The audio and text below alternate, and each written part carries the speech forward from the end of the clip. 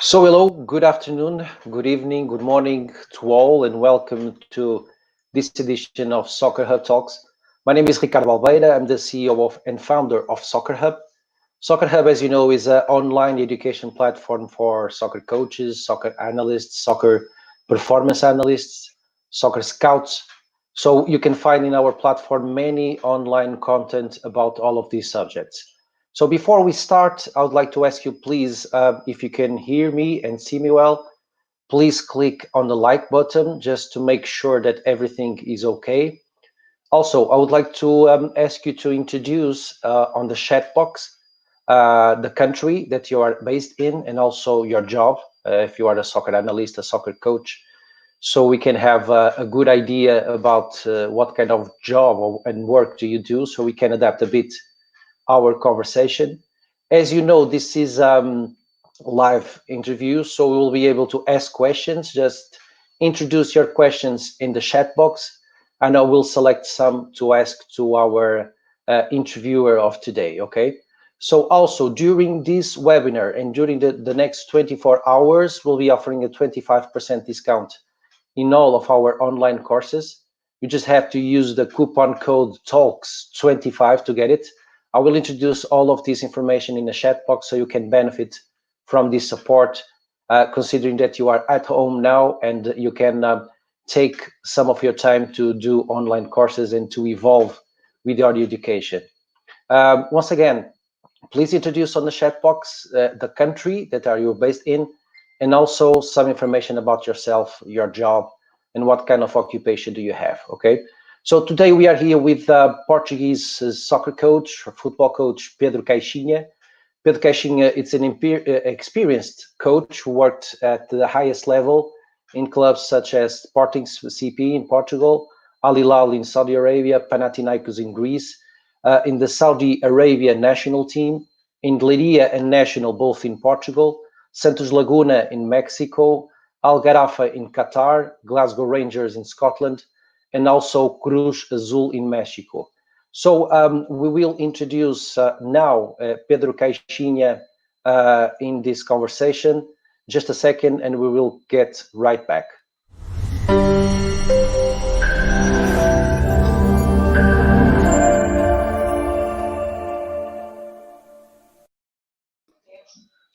So hello, Pedro. Good afternoon. Can you hear me? Is everything okay?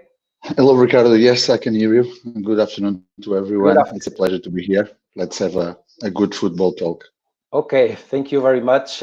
We already have people from Portugal, from Romania, from Spain, from Italy, Argentina, Austria, Almeria, Fenerbahce, India also. So welcome to all. We will start our conversation with head coach Pedro Caixinha. For me and Soccer Hub, it's a great pleasure to have you with us. And Pedro, as you know, our platform is very much focused in delivering content to coaches. Of course, our purpose is always to explain how did the top coaches got into this highest level. So my first question to you, Pedro, is for you to talk a bit more about your career, but mostly what were the steps that you took to get into football coach? I'm aware that you played also, not at the highest level, unfortunately, but I would like to know a bit more about how were you able to get and try and start working as a football coach, Pedro? Can you help us out with that? Yeah. So as all the coaches that are coming from the academical level, I think that we all need to start from the youth system. That's what I did. So I start with under 40 after I complete my academic degree. I start with the under 40. After that, I went up to the under 70 and under 90s, all in my hometown club, Clube Desportivo de Beja. And after that, I tried to always follow the education side of the football because I had a degree. I had also the opportunity and chance to make the coaches courses abroad, which I did in Scotland and at the same time in Portugal. So I always had in my mind that the education for me was very important in order to receive knowledge and after to receive that knowledge, to have to have the possibility to create my own knowledge. So that's what I did in all those steps. So education was one very important point for me. The consistency that you have in order to follow one goal, or follow one desire, or follow a dream, like in my situation. I also think that the times were different than are nowadays. I'm going to try to explain better, because in those days the academical coaches were appearing on the process. Like, for example, everyone having the reference of Mourinho and so many others that came after him. But now the things are changing. I do believe that now the former players are getting in action and again, and we are going to have the chance, on the academical side of the football, to get along, to be included on the technical staffs. But it's much more difficult to get on the top, being the head coach in all these situations. And the other point is about the gratitude, and the gratitude that you need also to give an interesting point of value to those who help you along in all this process. So those were the points that lead me and help me to get the dream I have to be a football coach in a higher level, and of course to keep it in the level you achieved. So, Pedro, you are saying that it's very important for us to have a kind of academic background to understand better football and all of these processes. But do you also believe, and you are saying that now those who are entering into the industry are mainly former football players? But do you believe that, I know that you were also a football player, do you believe that it's important to have some experience as a football player when you try to become a top football coach? Do you believe that this experience is important for you to understand better the process, Pedro? I do believe that it's important to have a clear idea about what you want to do, and of course, it's not a question of only being the experience that you receive as a former player, or the knowledge you receive as academical level. I do believe that you need to mix both of them, and of course, I believe that the future coach needs to have a perfect knowledge, much more than tactics and techniques. But if you can mix it, it will be better.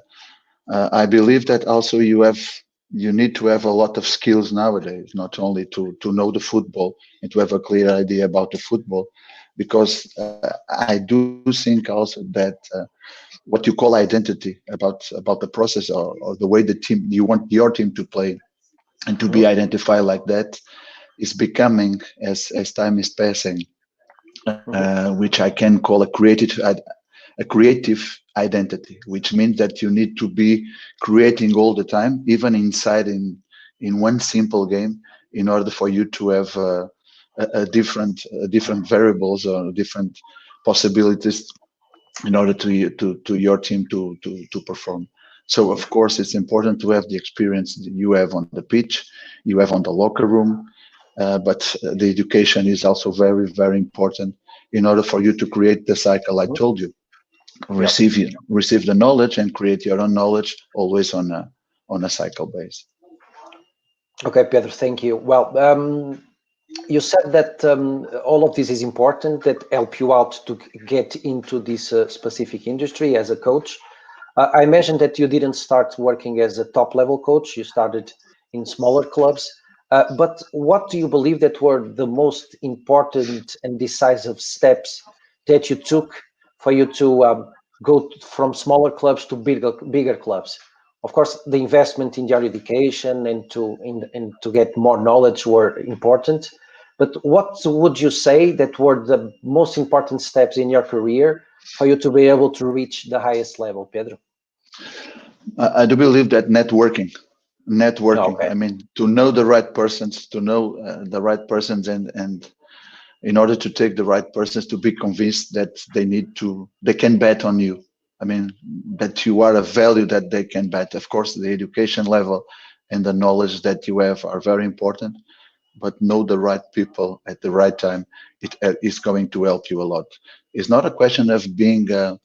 I'm from my hometown is in the inner country, so it's not passing nothing here. So if I'm not going to the centers of decision, I was not having this sort of chances. So I must tell you that, for example, the master degree was the major point that created on me those type of networking and those type of connections that allow me to go in front and have different sorts of possibilities. That's one point that lead me, for example, to work in Sporting of Lisbon. So knowing Pedro Milomes, which was one of the professor and the Sporting's academy director by those times, lead me directly to Fernando Santos to start working with Sporting of Lisbon as a scout to analyze the opponents, for example, and the step after to work in the coaching staff with José Pedro. So this was very important in that moment in time, and of course was only the first step to take you to to the point that you are nowadays. Okay, Pedro, thank you very much. What about when you got into those bigger clubs such as Glasgow Rangers and your path also in Mexico? What are the biggest challenges that you faced in those clubs? For instance, I had an interview with Alan Pardew some months ago, and he said that one of the biggest challenge that he had is to deal with the star players. To find strategies to motivate those players, those top level players, that many of them they earn more than the coach, so they feel like very important. But okay, this is one of the challenges. What are the other challenges that you faced when you were in these top level clubs, Pedro? I always look to raise the standards. I mean, when you get to one club, those top clubs, and of course to get there, you need to have a pass that supports the reason why you are getting there, and besides that, I think you need to have a match between the philosophy. I do believe that nowadays, at least it's my opinion, coaches need to be selected by their own ideas. You are not buying a name, you are not hiring a name, but you are buying ideas, and you need to share those ideas with the club that you are getting to get involved and to be contract for. So I do believe that the first point is about to raise the standards that those clubs at that you may call, for example, in my opinion, a big club, if you have history, if you have trophies, and of course if you have fans. Those are the big clubs in order for me to call a big club. And those clubs along the history, in order to win trophies and in order to get fans worldwide, needs to improve and to be creative and to be some sort of innovation situations all the time in order to look for the future, to have a vision in front of them. So that's what we are looking for. That's what I'm telling you about, to raise the standard. The other point, it's because you live in such a competitive world, is about to create even more identity on those clubs, and to have more identity on those clubs. So you need to have a united, to work as a unite, because all of these clubs, to be huge like they have all of them huge structures. But those clubs, the biggest clubs I work with the biggest structures, people that work for the clubs were having all the same feeling of belonging, the same feeling of have the right apportation to the club in order for you to grow on a daily basis, and all the structures were connected. So that's the main point I felt on those big clubs, and of course for you to have a vision and an interaction between all the structures, in order not to be only the football one, rather than be connected also with the communication one, or for example at the same times. Because when we define some sort of goals or season objectives, so you also need to define it at those levels in order for everybody to be involved. Okay, Pedro, before we advance to my next question, I have here a question from Oscar Alva. And it's very interesting because it's something that we are discussing in Portugal right now, you know, with all of these younger coaches going to the biggest clubs in Portugal. And it's a bit of a debate here in Portugal. But my question is from Oscar. Pedro, how important and valid do you think coaching badges are as far as measuring a talent of a coaches goes? I think, as I told you, the education for me is very important. You can do the education by being present on the coaches' badges, on the coaches' educations, but also that's what I'm doing now. For example, when I'm not working, so I try to analyze all the concepts I have so far. I try to increase those concepts or make them better. At least the way I think nowadays, the football, the training methodology, and everything. And you need to study to do that. So it's a question for you to improve. But by the other hand, we live in a world that is made by rules, and we need to follow the rules. Because for me to be a sports scientist, I need to study 5 years. To be a master degree, I need to study two more, and after present a thesis. So this is the way. This is a process, and this is a process we need to respect. So it's a process that takes time, and of course, for us to be involved, so we need to follow it. So if you want to be outside of the rules, you cannot be part of this world. Pedro, one more question here. I'm not following my script. I'm selecting some questions from our audience because I believe you can enrich more with that. A bit of a technical question. What is Pedro's opinion about tactical periodization model, and what is for him the difference between the model in the preseason and during the season? It's a question from Alex Chitsov. Mm-hmm. Hello, Alex. Of course, as Portuguese, we all follow the tactical periodization. But just a couple of minutes before, I was telling you that I was analyzing all the process, and especially the way I was seeing the training, the match preparation, and of course all the process, the way we see the game, and how do we consider an idea of the game. So of course the basis need to be the tactical periodization. But for example, for me, it's difficult to define the sub principles, so as the sub principles and so on. So I try to organize the things differently, and I call it, of course, the moments of the game are the same, the four dynamical and the two statical ones, always having a related connection. But for example, for me, I define behavioral goals, which are the most important ones, which need to be, for example, the way the team then need to have a collective intention in each one of those moments. So that's the main point. After that, you have some sort of phases, spaces, in order for you to have one organization in each one of those moments. For example, for the moments of organization, we define four stages or four phases, if you want it. And for the moments of transition, we define three. So all of them, they are connected as a cycle. And of course, you try to connect it as well also on the with the set pieces, which are connected directly with the offensive or defensive, and vice versa. We start the preseason looking for the model, and the model for me needs to be always dynamic. As I told you before, when we were discussing with Ricardo, or answer to Ricardo to one specific questions, I do believe that this identity needs to be as much as creative as possible. You cannot be linked to one model, because as I told you, now that I'm not working at the moment, I'm trying to get the things more than I was thinking before. So even when you are on a long week, which is 7 days, and you have time to prepare that game, I think you also need to think a little bit more further. So, for example, because in our Lex experience, for example, in Mexico, we have a lot of a density competition. So we were playing each 3 or 4 days. We were having long weeks and short weeks. And we prepared the preseason just like that.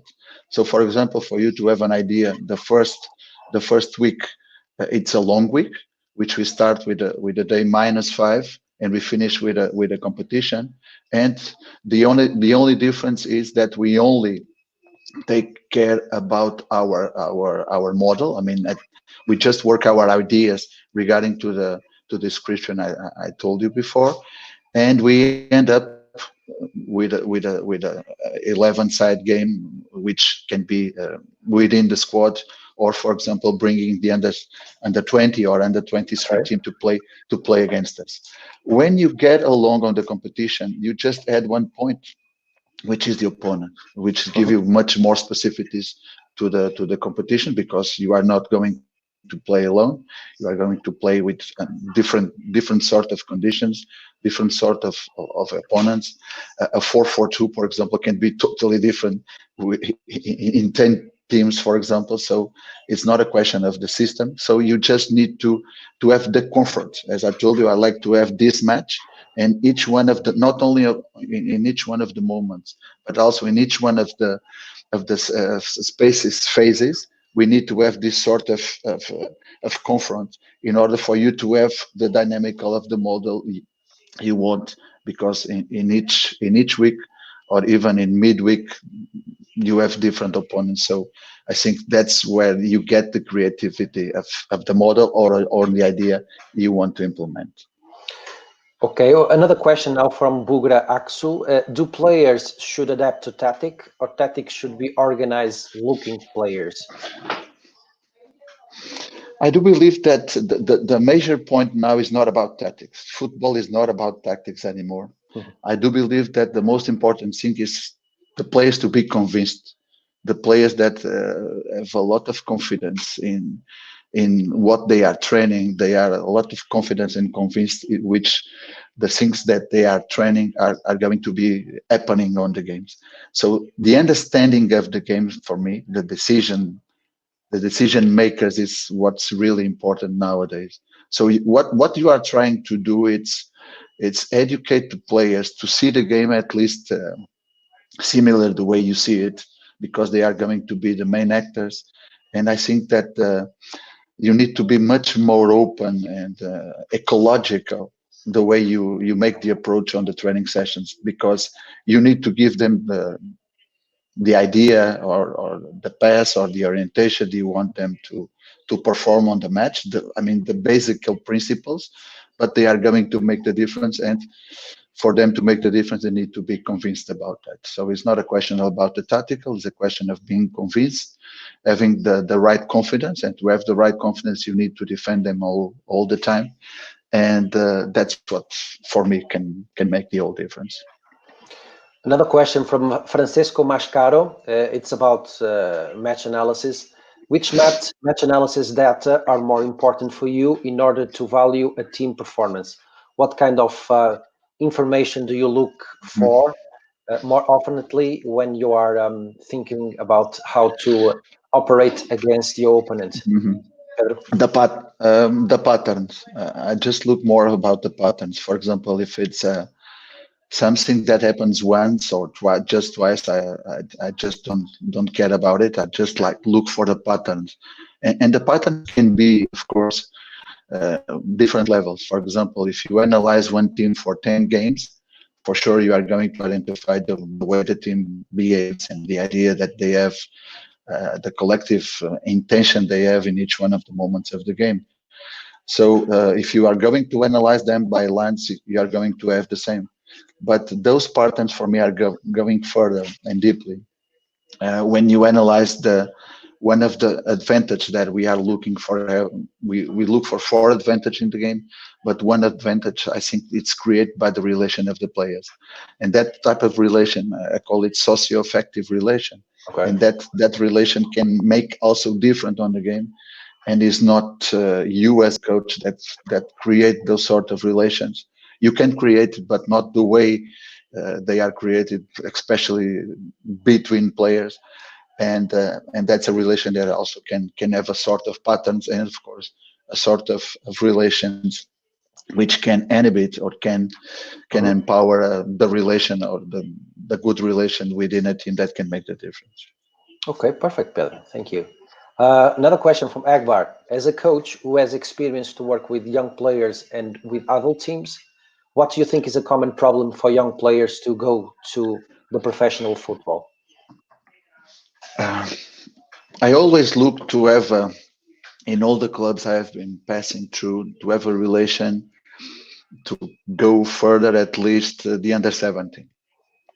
In Mexico, it was easier because under 17 and under 20, they were playing they were following the same calendar. So they were having the same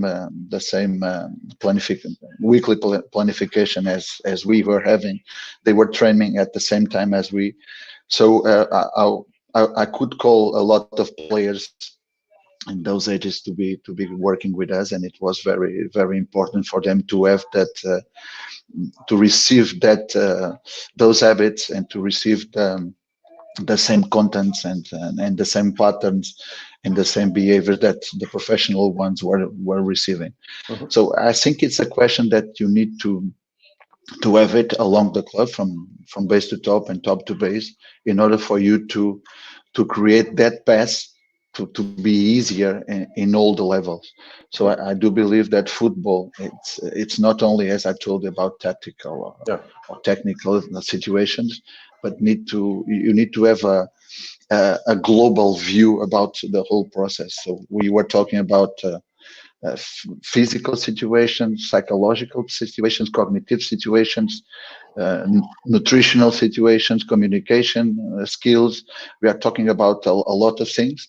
And of course, if you are not imposing, but dealing with those sort of things with the first team, I do believe that also on the youth system, you need to educate them, along the path, in order for when they get there, they are ready to do it, or at least to deal with it in a different way. We have here a very interesting question from Luis Suarez. Do you have any tactical influence from other sports? Yes, totally. I do believe that one sport that might have the biggest transfer to football is basketball. Okay. Basketball, especially on the transitions moment, on the turnovers, which they call the turnovers, on the moments that the team needs to be unbalanced. And for me, one balanced team, it's the one that almost is not exposed when you are lose the ball, and it can expose the others when you recover the ball. So I do believe, and since my times in the university, I had a professor, which is now a professional coach um, in Portugal in basketball, which teaches a lot about that. And we were talking about three type of sport that might have a sort of transfer. There were basketball, handball, and also football. But I do believe that basketball and football are more related. Okay, perfect. Another question now from Ridi Dauti. He's talking from the US. How many people does your technical staff consist of? And can you explain briefly how you organize the work with them and the different responsibilities that your assistant coaches have? Yeah, it's a very interesting question. When I was young, You're not maybe young anymore, is that it?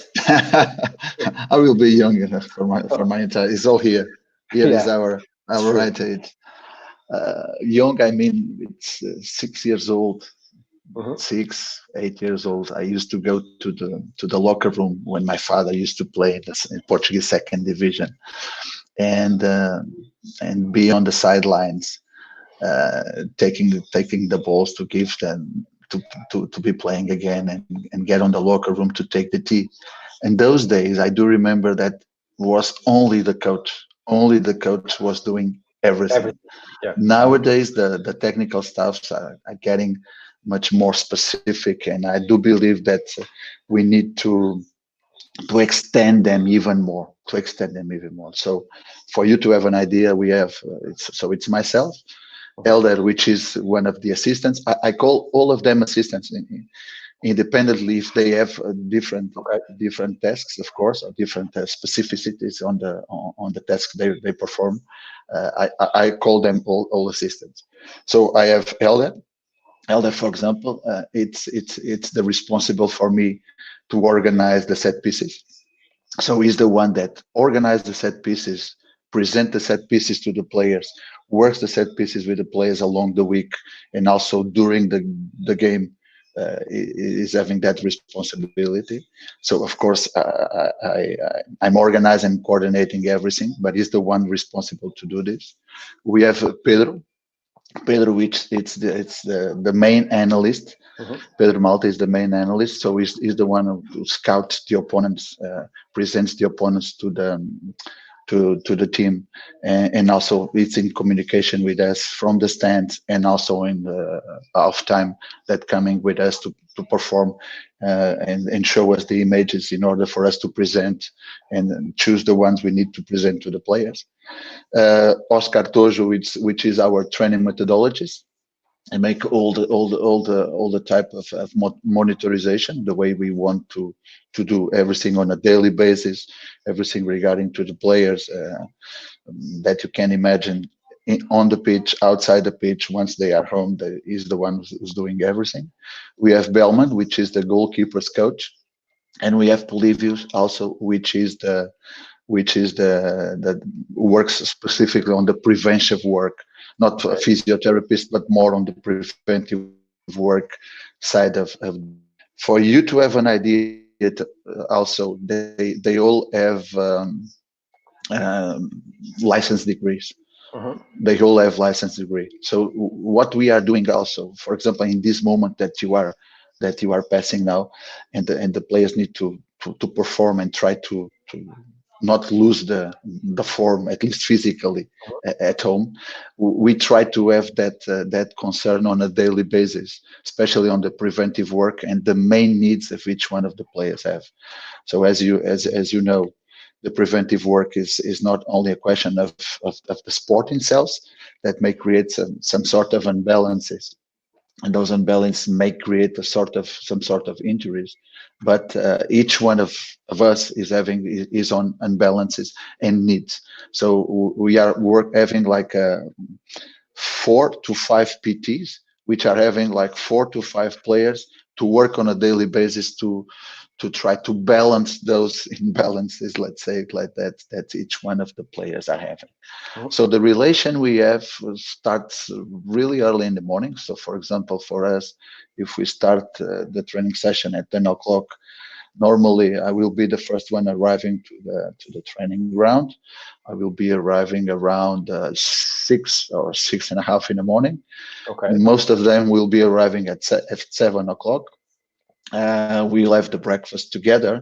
And after, beside this group of the technical staff, we are also having the doctor in order to have the training session meeting. When we get to before 1 hour and a half before that training session, we have the health wellness test, which Oscar is passing to us, so we know how to organize the groups from the training session that I prepare normally on the previous day. I prepare it to the whole week, which is a long week or a short week. It doesn't matter, but I can change in this moment in time, and it's in this moment in time that I'm concluding, for example, the training groups in order to perform in that training session. So 1 hour and a half before we hold a meeting, we discuss all the points and we discuss all the dynamics and the organization of the training session.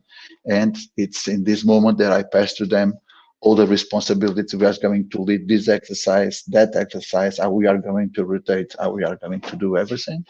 And by the end of the training session, after everyone conclude their tasks, we will be having another meeting in order to understand what went good or went on the way we were expecting according to the plan, or another sort of things that we need to change or discuss it later. After that, we have lunch together. After the lunch, each one is going to their own offices, and depending on the desks, some might extend the work until 4 o'clock in the evening, others 5, others 7, others 8, others 10, and so on. Mhm. Okay, it was a wonderful explanation, very detailed, and I believe that for our audience to understand these concepts better, to understand who is doing what, is very important for them to position themselves. Before we go to my last question, I would like to introduce this question again from Bugra. As a Portuguese, you have many high-level coaches such as Mourinho, Vilas Boas, Paulo Fonseca, Jorge Jesus, Nuno Espírito Santo, many others. What makes Portuguese coaches differ and successful? Pedro? I do believe that at least should be the adaptation we might have, and the Portuguese culture. I mean, long time ago, long time, like 50, 500 years 50 ago. and hundreds years ago, we conquered the world. I mean, Yeah. we discovered at least 1/3 of the world. So we need to leave our country, which is a very small country, and go to conquer the world. So I think it's in our blood. But nowadays we need to adapt. For you to have an idea, for example, 3 years ago, but it's 3 years ago, we need to make like a sort of the renovation of the UEFA Pro. On the last meeting, one of the contents we received was exactly about that: how to adapt to a different cultures, how to understand different cultures, how to understand different cultures behave. When I get to, for example, to Mexico, it was very difficult for me to understand different sorts of behaviors that the players were having, which were in shock in the first moment for me. So I need to stop a little bit, try to understand it, try to how to get to them, and the word to apply the word I told you before, how to convince them, how for me to understand in the first place, and after to convince them. Let me give you one idea. I do believe that football has a lot of culture, and of course, in different parts of the world, you see the football differently, because there is a sort of philosophy within those countries that, by history, uh, take you to see the game differently, to see the training process differently. So if you have your own process and you go there and try to implement just like that, so it's going to be different. You need uh, to know them, you need to know how to approach them, and you need to know to implement that, interfering as less as possible in that culture. After that, and when they will be convinced that this is the way, so you can try to implement everything, but you need to go step by step, because, for example, tactical periodization for us as Portuguese, at least for me, speaking for me, was difficult to understand it in the first place, and you still need to study it a lot. So understand it and implement it is totally different. So imagine what can interfere in a specific football culture that is not used to train like that, is not used to think the game like that, and even less is it's used to perform the game like that. Pedro, my last question.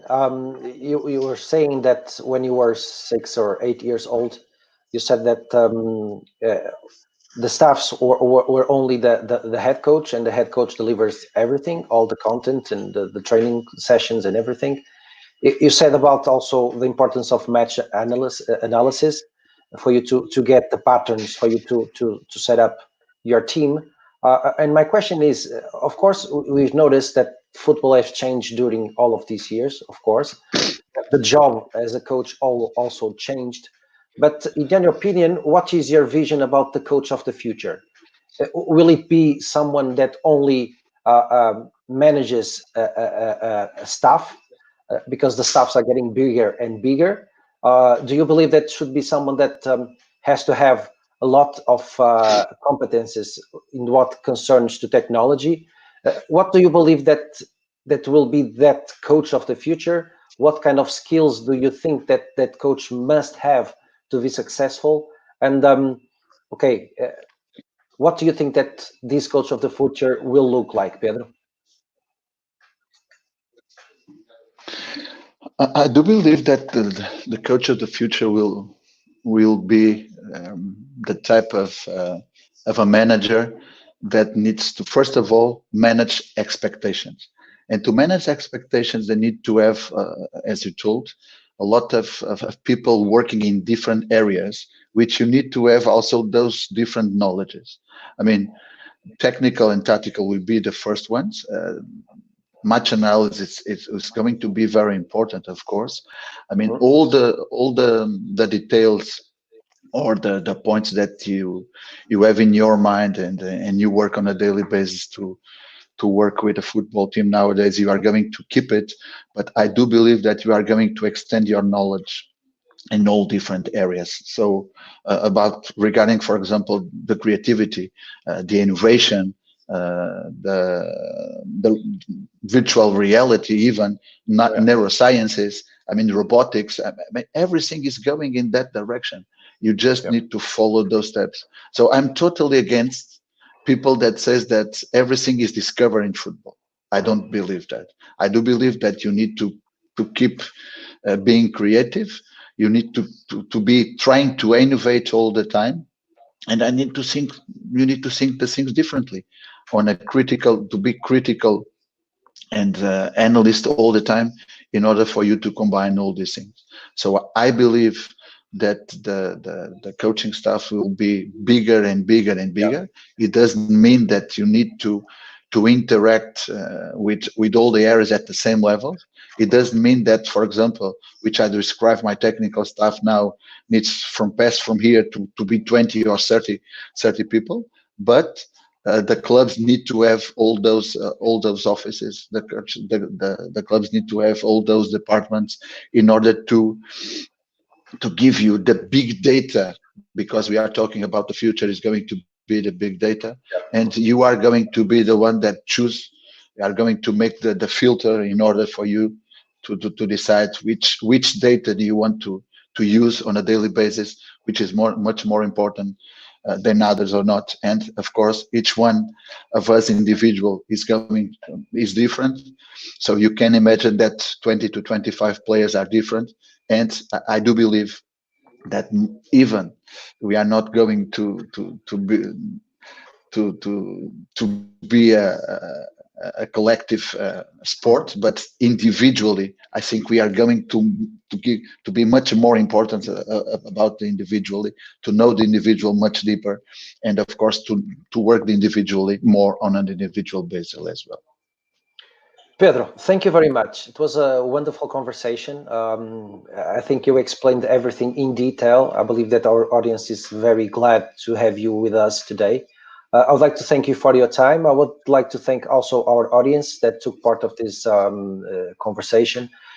Please, if you liked this interview, please click on the like button. Also, please introduce some comments about next talks that we might have, suggestions maybe.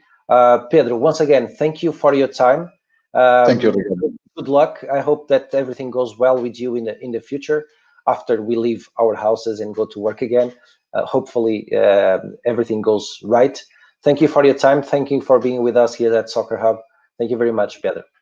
Thank you. Thank you. Bye bye. All the best for everyone. Thank you. Bye-bye. Bye.